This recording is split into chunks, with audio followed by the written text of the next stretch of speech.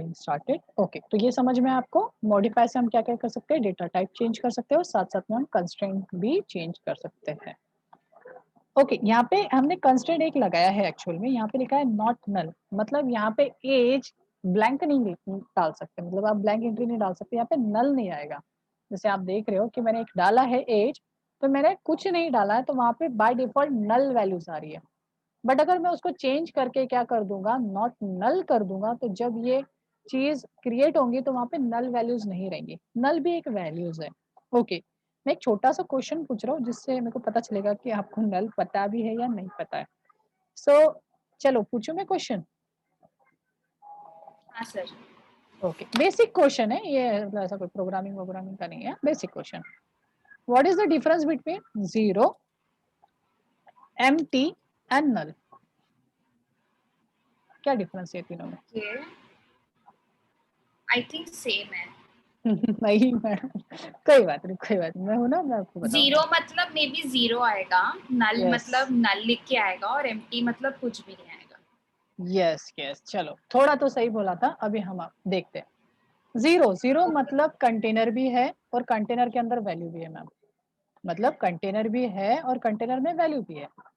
Next, next जो है वो है एम्प्टी। एम्प्टी का मीनिंग कंटेनर भी है पर उसमें कुछ भी नहीं है। जैसे हमारे एम्प्टी बॉक्सेस होते हैं, डब्बे होते हैं, मतलब डब्बा तो होता है पर उसमें कुछ होता नहीं है, तो that is called as empty box. तीसरा होता है, अरे भाई डब्बा ही नहीं है, वैल्यू तो दूर की बात, डब्बा ही नहीं है, दैट इज कॉल्ड एज नल। नल का मीनिंग वो मेमोरी भी ऑक्यूपाइड नहीं हुई है। गेट दिस थिंग, बात समझिए। हाँ समझ गई।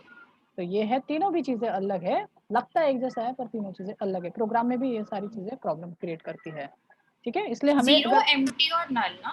यस, जीरो, एम्प्टी और नल, तो ये चीजें आप थोड़ा सा याद रखना, ये चीजें प्रोग्राम के लिए और यूजफुल है। वहां पे जो एज में नल नल नल लिख के आया है, उसका मतलब ये कि वो एग्जिस्ट ही नहीं करता कंटेनर। यस, एग्जिस्ट ही नहीं करता, और आप अगर वैल्यू बाद में डालने की कोशिश करोगे तो वहां पे एरर देने के चांसेस है, तो कंटेनर ही नहीं ओके, ना, तो डेटा कहाँ रखोगे? तो नॉट नल मतलब you are telling the code कि तुम कंटेनर क्रिएट करो। कंटेनर क्रिएट करो, भले उसके अंदर जीरो भी मत रखो, एम्प्टी रखो, ठीक है, अच्छा उसके अंदर समझ नल गई। नहीं आएगा। जो ओके नल समझ नल गई। लिख के आ रहा था ना मैम, वो नहीं आएगा, हाँ ये चीज नहीं आएगी। ठीक है, समझा कि बस हाँ बोल रहे? समझा समझा।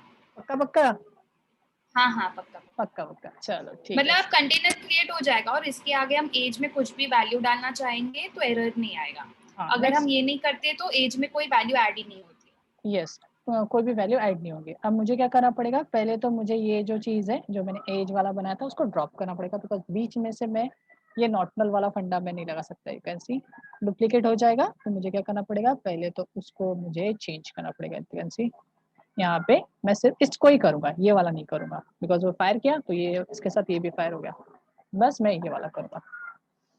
क्या है, नॉटनल एज क्या ले रहा है, data type, data structured the column as one. Okay, अब क्या है, उसमें पहले से नल वैल्यूज आ गई थी तो वो भी नहीं कर सकता, बिकॉज पहले से ही नल नल नल हो गया था। तो अगर अभी कोशिश करूंगा तो वो नल डिलीट नहीं करेगा, ठीक है, याद रखना है। तो आपको क्या करना पड़ेगा, वो जो कॉलम था उसी को ड्रॉप करना पड़ेगा, बिकॉज उसमें नल तो वैल्यूज आ गई। ये थोड़ी सी दिक्कत है, अगर मैंने फर्स्ट टाइमर हूँ मैं, तो मेरे को कोड लिख लिया मैंने और हाँ फिर मुझे पता नहीं है कि उस कोड में एरर्स है या नहीं, और फिर मैंने एज वेज सब क्रिएट कर लिया, फिर अब मैं ऐसे ऑल्टर टेबल वाला कोड लिख रही हूँ, तो फिर से आपका जो अभी एरर आ रहा है वही मुझे भी एरर आ हाँ, रहा तो यही है। चीजें तो सीखना है ना आपको, यही चीजें तो सीखना है कि क्या हो सकता है और क्या नहीं हो सकता है, ये बार तो बार मतलब जब कोड करोगे। रन करने से पहले थोड़ा फुल प्रूफ होना चाहिए। हाँ, नहीं तो आप कर भी सकते हो, जैसे आप कभी भी एक्चुअल कोड पे तो अप्लाई नहीं करोगे ना, अब उसका आप कॉपी हाँ हाँ। बनाओगे और कॉपी बना के उसके ऊपर वर्क करोगे। जब आप देख लोगे कि ये वर्क कर रहा है तो आपने क्वेरी बना के रख दी, ये सेव करके रख दी, फिर आप क्या करोगे, ये अच्छा क्वेरी को उस टेबल पे आप डेटाबेस का नाम चेंज कर दोगे, टेबल का नाम, और ये क्वेरी उसके ऊपर फायर कर दोगे जब आपको पता चल जाएगा सही है क्वेरी तो। अच्छा, मतलब ओरिजिनल डेटा सेट पर डायरेक्टली काम नहीं करना। नहीं नहीं, ओरिजिनल डेटा सेट पे कैसे करोगे, क्लाइंट का डेटा है ना, लॉस्ट हो जाएगा तो फिर क्या करोगे, उसकी डुप्लीकेट कॉपी बना के उसके ऊपर कर लो, राइट। ओके। और कभी भी आपको एज अ बिगिनर आपको डेटा पूरा एक साथ नहीं दिया जाएगा, जब तक आपका टीम लीडर या फिर प्रोजेक्ट मैनेजर जो है वो उसको चेक नहीं कर लेता कि यार चीजें सही हो रही कि नहीं हो रही है, वो चीजें आगे फॉलो अप नहीं जाएंगे, मतलब क्लाइंट तक वो नहीं चीज पहुंचेगी। आप लोग को लग रहा है कि आप हेलो। डायरेक्टली हेलो, हाँ बोलिए। सर अमेज़न ना थोड़ा-सा वियर्ड है वैसे, क्योंकि फर्स्ट डे पे वो पूरा रिस्पॉन्सिबिलिटी दे देता है और मैं ना प्रोग्राम मैनेजर वाले रोल पे जा रही हूँ। तो उसमें कैसे एसक्यूएल सब आना चाहिए, क्योंकि हम ना खुद ही डेटा रिट्रीव करते हैं, क्योंकि अमेज़न का डेटा सेट्स बहुत बड़े होते हैं ना, हाँ, तो हाँ, खुद ही एसक्यूएल कोड टाइप करके डेटा निकालना है और फिर हाँ, एक्सेल में you have to work with the data हाँ। एंड फिर रिजल्ट्स भी देने हैं। तो हाँ, अच्छा, तो उनके फिर टीम में कोडर, हमारी टीम में कोडर होगा, बट हाँ, वो तभी जब कुछ दिक्कत आए तो उससे हेल्प माँग सकते हैं या पूछ सकते हैं कि वो टेबल का नाम क्या है ऑफ़िशियली, तो वो सब आप रिट्रीव करके। तो मैम मैं आपको सिर्फ एक ही सजेशन दे रहा हूँ कि कभी भी डायरेक्टली मेन डेटा सेट पे वर्क मत करना। भले ही उसको बैकअप कर लेना, हाँ, मैं बता दूँगा बैकअप करना और उसको आप लोकली करके देख लो।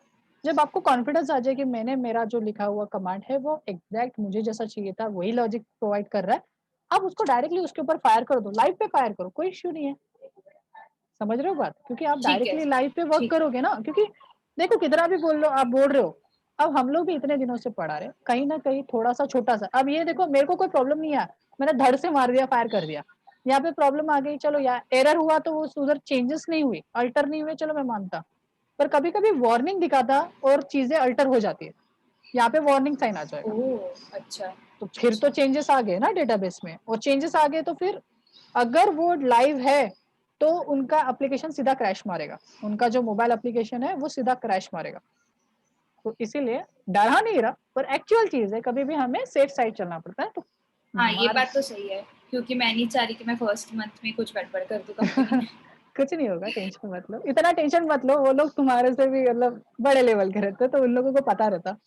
तो तुम्हारा कोड पहले तो कोई ना कोई तो क्रॉस चेक करता है, तभी जाके फायर होता है। आप कितना भी कुछ एग्ज़ैक्टली, बोल लो, हाँ। वो मैं वो डायरेक्ट फायर कोडर नहीं से होगा। क्रॉस चेक भी करा लूँगी ऑब्वियसली। हाँ, वो टीम रहती है, मल्टीनेशनल कंपनी बोला तो ये सब होता है। मैं एचसीएल में भी था, ठीक है। जब था ना तो मेरा कोड कभी भी डायरेक्टली फायर नहीं होता था। मतलब मैं तो पूरा डेवलप करता था बिज़नेस लॉजिक, तो भी वो हाँ, लोग डायरेक्टली वो डिप्लॉयमेंट नहीं होता था, जब तक कोई मेरा हायर सीनियर वगैरह जो है वो देख ना ले और जब तक हाँ, क्लाइंट साइड से अप्रूवल ना हो, तब तक वो सर्वर पे अपलोड नहीं होगा। तब जाके करेक्ट। फिर वो अपलोड होता था, ऐसा है। ठीक है, ठीक है। ओके, समझ में आ गया? हाँ, पक्का? तो हमें क्या पक्का, करना पक्का। हाँ, तो ये चीज़ हमें पहले से सोचना है या तो फिर ड्रॉप करके फिर से वो कॉलम को ड्रॉप करोगे और फिर से करोगे।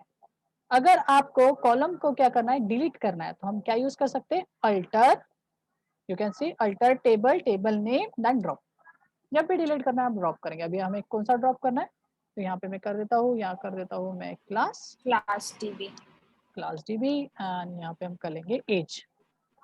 ठीक है? यहाँ पे कॉलम का नाम बताने एज। से वो ऐज को ड्रॉप कर देगा। कर लेते हैं और फायर कर लेते हैं। एंड यू कैन सी यहाँ पे थोड़ा वेट रनिंग हो रहा है एंड ये सक्सेसफुली हो गया। अब हम क्या करते हैं ऐड करके अब यहाँ साथ पे में फायर करेंगे। हाँ, साथ में ही फायर कर देंगे। आप चाहो तो ये चीज़ ऊपर में ही डाल के आप फायर कर दो। इसको यहाँ से हटा दिया और यहाँ पे कहाँ डालना था मुझे यहाँ पे नॉट नल वाला, यहाँ पे नॉट नल और यहाँ पे देखिए फायर कर देते हैं। पहले मैं इसको फायर करूँगा फिर जाके डेटा टाइप चेंज कर दूँगा। तो यहाँ पे मैंने फायर कर दिया। मेरा कॉलम क्रिएट हो गया। जाके एक बार चेक कर लेते हैं, मेरा कॉलम क्रिएट हुआ है क्या? और इस बार देखिए नल वैल्यूज़ नहीं आई है। तो ये भी समझ गए आपको? हुँ, देन उसके हुँ। बाद मुझे क्या करना था, उसका डेटा टाइप चेंज करना था। तो चलो पहले तो मैं डेटा टाइप दिखा देता हूँ उसका कि हाँ, अभी के फिलहाल की कंडीशन में उसका डेटा टाइप क्या है। फिलहाल के लिए मैं इसको थोड़ा बंद कर देता हूँ, panel then hide panel and यहाँ पे देखिए ये जो है कहा गया आईडी जो है हमारा नहीं कौन-सा डाला था, ऐज जो है वो मेरा varchar है, 45 ले रहा है और साथ-साथ में नॉट नल पे चेक्ड है। मतलब यहाँ से चेक। आप चाहो तो वो सारी चीज़ें यहाँ से भी कर सकते हो, ये मैन्युअली है, ठीक है? वो सॉरी मतलब बटन से है और वहाँ पे अपन कोड लिखते हैं। वो अगर अच्छा बोलूँ तो ये नहीं है, इसके ऊपर रिलाई नहीं रख सकते इसीलिए अपन लिखते हैं कोड, ठीक है? हम कमांड इसीलिए लिखते हैं। अगर कमांड सक्सेसफुल हो रही है मतलब वो होगी, बट इसके ऊपर रिलाई नहीं रह सकते ये होगा कि नहीं होगा। ऐसा नहीं है बट होता तो है बट रिलाई नहीं रहता है। सो ये समझ में आ गया और एज़ कम्पेयर टू दैट ये फास्ट है। ये जब बहुत जल्दी फास्ट में एग्जीक्यूट हो जाता है। कुछ इश्यू समझ में नहीं आया ऐसा कुछ है? हाँ, समझ में आ गया। अब हम इसका डेटा टाइप चेंज कर लेंगे तो मैं इसको सिलेक्ट करके इसको फायर कर देता हूँ। मॉडिफाइड एज इंट क्या प्रॉब्लम हो रही है? So column for age at row incorrect integer value अच्छा उसमें नल वैल्यू आ चुकी है ना और यहाँ पे एंट्रीज है तो ये देखिए यहाँ पे बहुत बड़ा प्रॉब्लम चल रहा है। इस वाले सिनेरियो में मेरे को इसका बैकअप लेना कंपल्सरी है, बिकॉज़ यहाँ पे एंट्रीज़ है ना, और एंट्री है मतलब यहाँ पे वो भले ही ब्लैंक है तो भी यहाँ पे चीज़ है और मेरे को वो इनडायरेक्टली चेंज नहीं करने देगा। इसको मेरे को कस्टम क्वेरी से ठीक करना पड़ेगा। तो अभी फिलहाल अपन बिगिनर लेवल पे है, तो ये चीज़ मैं बाद में बताऊँगा कि किस तरीके से अल्टर की भी कस्टम क्वेरीज़ लिखी जाती है, ठीक है? फिलहाल के लिए छोड़ दो। बस ओके आपको सर। अगर डेटा टाइप चेंज करना है या फिर वैल्यूज़ चेंज करना है तो आप ये यूज़ कर सकते हो, ये समझो। हाँ, फंक्शन। नेक्स्ट, यस, नेक्स्ट जो है हम क्या कर सकते हैं कि हम ऑर्डर चेंज कर सकते हैं। मैंने बताया था आपको कि आप क्या कर सकते हो, ऑर्डर्स को चेंज कर सकते हो।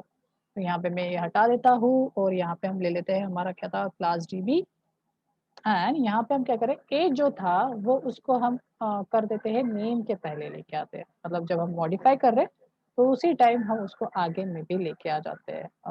ओके, फिर से मैंने यही कर दिया। अच्छा, यहाँ पे नेम नहीं है बोला ना उसने, नेम यहाँ पे मेरे को एड्रेस के पहले लेके आना। फुल नेम था ना? फुल नेम था क्या, या फिर एड्रेस के पहले लेके हाँ, आना? फुल नेम के आगे सही नहीं लगेगा तो मैं एड्रेस के सामने लेके आ रहा हूँ। हाँ। सो बिफोर था क्या, चलो आफ्टर था, तो चलो ठीक है फुल नेम की बात कर लेते हैं।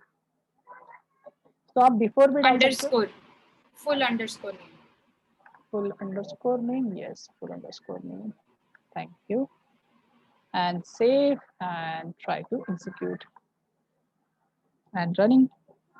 वही डेटा टाइप का इशू, तो मैं यहाँ पे ये चीज निकाल देता हूँ, लिख देता हूँ varchar एंड टश टश एंड 55 एंड एग्जीक्यूट। क्या हो रहा है, नॉट नल,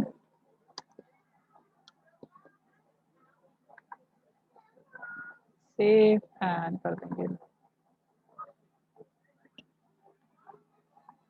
अगर मॉडिफाई एज का कुछ नहीं है वहाँ पे, हम्म, तो अगर alter table class DB dot student और डायरेक्टली ये लिखना है कि हम लोग को सिर्फ एज को फुल नेम के बाद में लाना है, तो क्या लिखेंगे?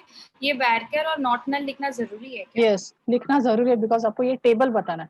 हो सकता है कि सेम नाम का कॉलम जो है थोड़ा सा चेंज करके और भी हो सकते हैं, क्योंकि हम ना एक टेबल के साथ नहीं काम करने वाले मैम, एक से ज्यादा टेबल के अच्छा। साथ काम करने वाले। तो वहां पे हो सकता है कि कुछ कॉलम ऐसे हैं जिनका नाम सेम होता है, तो वहां पे आप हाँ। कैसा कैसा उसको बताओगे। सबसे पहले तो आप डेटाबेस बता दिए, टेबल बता दिए, उसके बाद आप ये मेंशन करते हो तो उसको पूरा समझ जाएगा कि आप कौन से वाले टेबल के कौन से वाले कॉलम की बात कर रहे हो। तो जब भी कॉलम नेम आता है तब हमको उसका टाइप मेंशन लिखने करना का पड़ेगा, ही है? यस मैम, आपको टाइप भी लिखना पड़ेगा, और अगर आपने कोई कंस्ट्रेंट यूज किया तो वो भी बताना पड़ेगा, बिकॉज आप चेंज कर रहे हो ना, मॉडिफाई कर रहे हो। देखो मैंने, okay.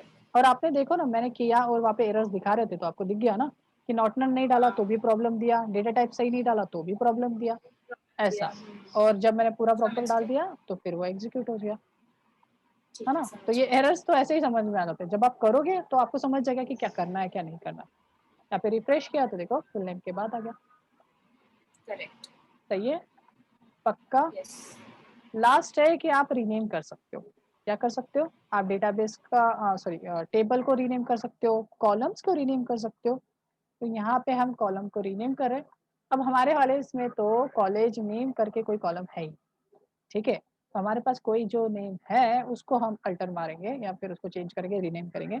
Full name underscore name था, ठीक है। तो हम क्या करते हैं, फुल नेम अंडरस्कोर को हटाना चाहते हैं, तो मैं यहाँ पे ये चीज कर देता हूँ। तो यहाँ पे मैं इसको हटा देते हैं और मैं ले लेता हूँ यहाँ पे फुल अंडरस्कोर नेम, इसको चेंज करके। तो देखो चेंज करना है आपको, रीनेम करना है तो आप यूज करोगे। देखिए यहाँ पे ना थोड़ा कंफ्यूज हो जाते हैं स्टूडेंट भी, और यहाँ तक हम भी लोग, जब हम बार बार यूज करेंगे तो आपको कोई प्रॉब्लम नहीं जाएगी। बट स्टार्टिंग में एज अ बिगिनर हम ना दोनों में एक ही चीज सोचते हैं। और याद रखिए, अगर आपको कॉलम को रीनेम करना है तो आप यूज करोगे चेंज कीवर्ड। कौन सा कीवर्ड, चेंज, कॉलम तो चेंज। टेबल का नाम चेंज करना है तो आप रीनेम यूज करोगे। तो सिंपल सा ब्रेन में रख दो कि अगर टेबल के साथ डील करूंगी तो मैं सेम नेम ही यूज करूंगी, दैट इज रीनेम। बट अगर मैं कॉलम के साथ यूज करूंगी तो वहां पे यूज करूंगी चेंज। दोनों चीजें रीनेम के लिए ही यूज होता है, बट पहला वाला कॉलम का नाम चेंज करने के लिए, और दूसरा वाला जो है वो आपका टेबल का नाम चेंज करने के लिए। सो यू कैन सी यहाँ पे नेम डाला एंड देन उसके बाद मैंने क्या कर दिया, कॉलेज डाल दिया। कॉलेज नहीं चाहिए मुझे, फुल नेम चाहिए, तो मैं यहाँ पे लिखता हूँ फुल नेम 255 नहीं 45, बाकी तो मुझे चेंज नहीं करना है, बाकी जैसा क्या वैसा। तो मैं इस चीज को करता हूँ सिलेक्ट और कर देता हूँ fire. And what's the thing, क्या बोल रहा है, दो रुक जाओ, ये पूरा क्लियर कर लेता हूँ और फिर से एक बार फायर करके चेक करते हैं। Okay so okay you full D, name strings में, ये गलत फुल होगा ना, नेम को, अच्छा हाँ क्लास डी हाँ पे। तो यहाँ पे आप नीचे में देख लेना तो फिर आपको समझ में आ जाएगा। ठीक है, और पढ़ना स्टार्ट करो कि ये चीज आपको पढ़ते आना चाहिए। ठीक है, कि आपके जो एरर्स है, और हमेशा देखिए ये जो एरर्स है ये बेसिक है इसलिए समझ में आते हैं, कुछ कुछ एरर तो मतलब आता भी नहीं है, मतलब दिखाएगा भी नहीं, तो वो चीजें भी हमें समझना पड़ता है। तो यहाँ पे सेव कर लेते हैं और फिर से एक बार एग्जीक्यूट करके देखते हैं। Select and execute and you can सी अभी हो गया, बिकॉज हमने अभी कोई भी गलती नहीं थी। और जाके एक बार चेक करके देख लेते हैं। And you can see name जो था अभी वो अंडरस्कोर निकल चुका है। समझा ये? समझ गए। पक्का? अब लास्ट जो है वो पक्का। है टेबल। टेबल को क्या करना है हमें, टेबल को रीनेम करना है। तो यहाँ पे भी हम चेंज कर लेते हैं एंड लिखता हूँ डी स्टूडेंट। स्टूडेंट टेबल का नाम था स्टूडेंट, और अभी हम करना चाहते हैं माय स्टूडेंट। तो हम इसको सिलेक्ट करेंगे और हम इसको फायर करके चेक करेंगे। And you can C change हो गया। यहाँ पे स्टूडेंट है, रिफ्रेश करके चेक करते हैं वो माय स्टूडेंट हो गया क्या। And you can C now it's a my student. Right. समझे? लास्ट समझ है गए। कि आप कंस्ट्रेंट ऐड भी कर सकते हो और कंस्ट्रेंट डिलीट भी कर सकते हो। जैसे मैंने नॉट नल डाला था और नॉट नल को ऐड किया था, तो वैसे ही और भी कंस्ट्रेंट है। तो यहाँ पे और भी कंस्ट्रेंट दिखा देता हूँ, जैसे कि नॉट नल था, नॉट नल मतलब उसमें नल वैल्यूज। ठीक है, ensure that the column can not having the null values. Next one is call as unique. Unique में इंश्योर फोन करेगा कि नंबर के। फोन नंबर, ईमेल आईडीज, या फिर रोल नंबर, या फिर आईडीज, है ना, ये जो चीज़ है वो डुप्लीकेट नहीं आनी चाहिए, तो आप यूनिक लोगे। प्राइमरी एंड फॉरेन की तो बाद में देखेंगे, प्राइमरी एंड फॉरेन की क्या है। चेक मतलब आप चेक कर सकते हो 18 के लेस है या 18 के अबाउ। ये आज मैं कवर अप नहीं करूंगा, ये कल वाले सेशन में ये पूरे कवर करूंगा। इसमें से एक ही देख रहे हैं अभी आज अपन, दैट इज यूनिक। क्या देख रहे हैं हम? यूनिक। यूनिक। तो चलते हैं और चलते हैं यूनिक पे, यहाँ पे आते हैं और ये वाले को फायर करते हैं। हम जो आईडी है, आईडी में डेटा रिपीट आ रहा था, ठीक है, रिपीटेडली। अब यहाँ पे ये चीज मैं यहाँ पे फायर करूंगा। अब याद रखिए कि मैं यहाँ पे फायर करूंगा तो ऑफकोर्स बात है कि ये जो चीज है अभी इसमें जो डेटा होना चाहिए वो यूनिक ही होना चाहिए।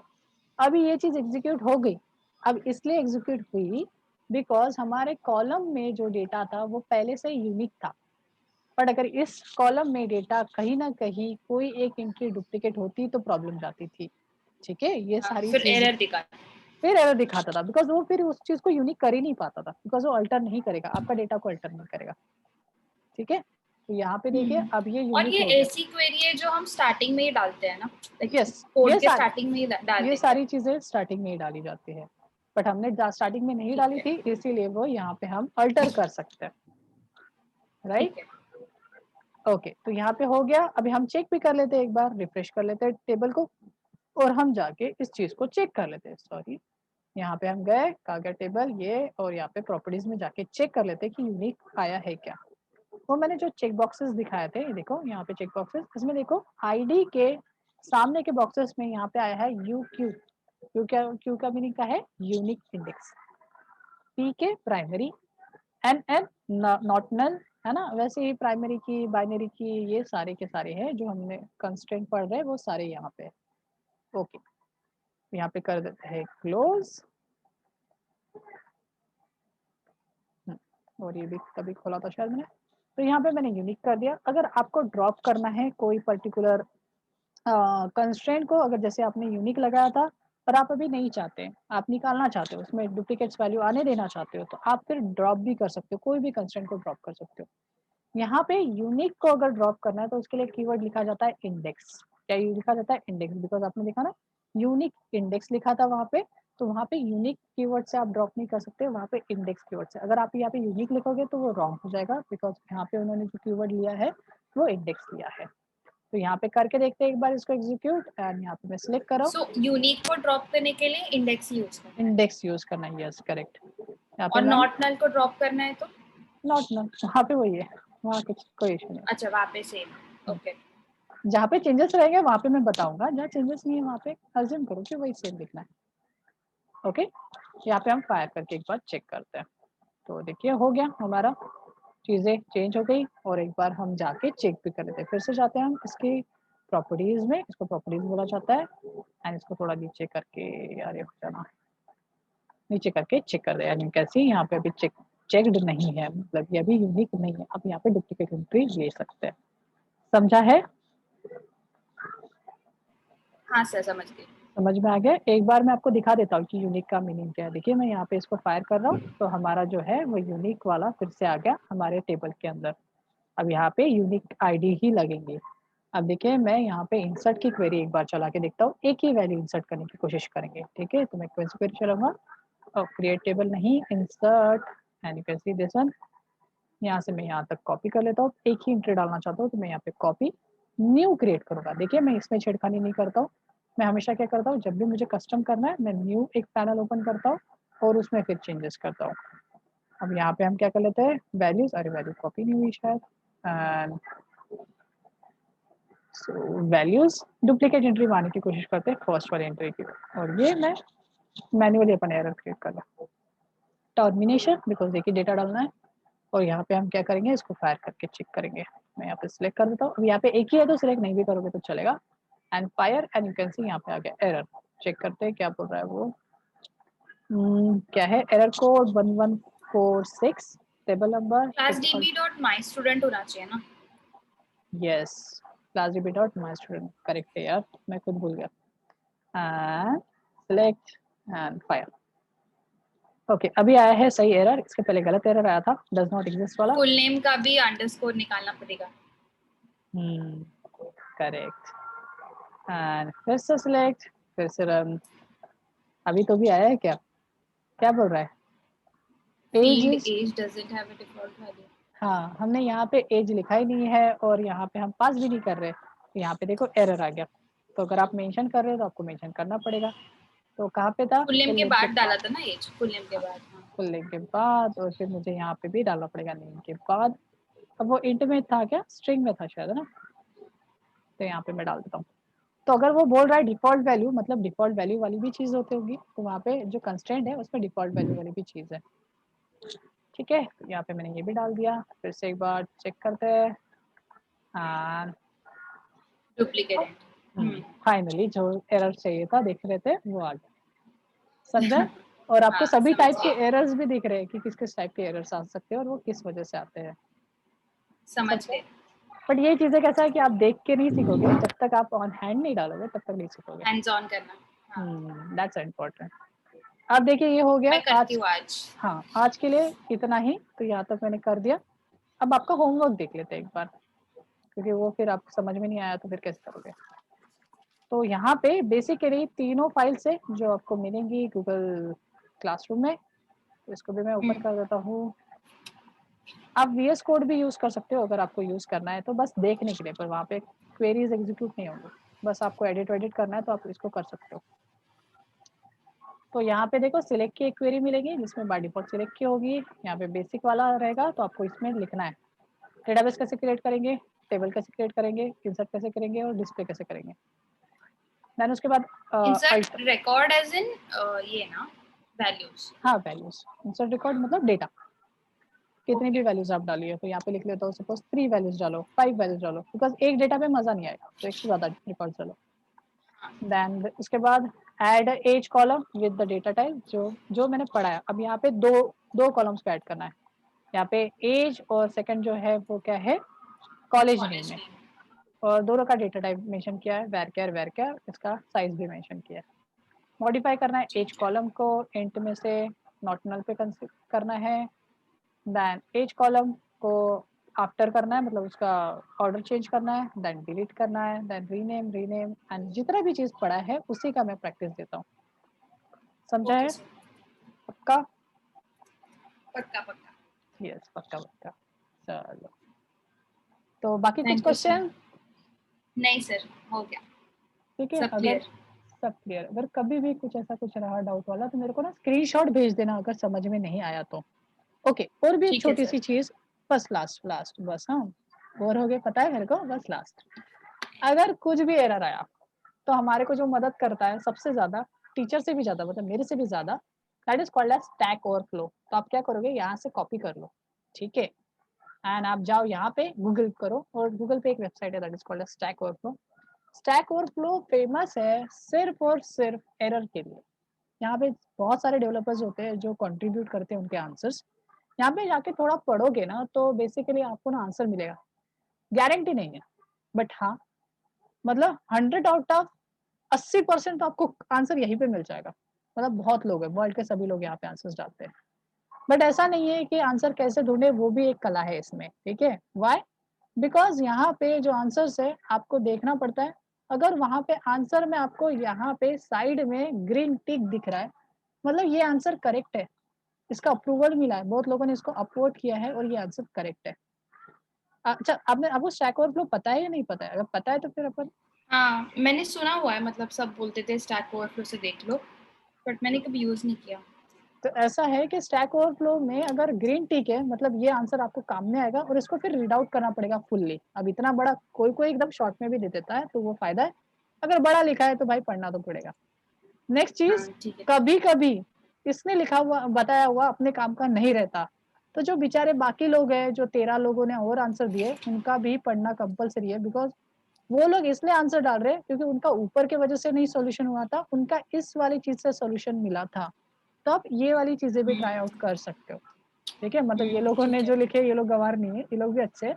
हो सकता है उनको वो प्रॉब्लम अलग वे से सॉल्व हुआ, तो आप कोई भी प्रॉब्लम राइट। को देख सकते हो।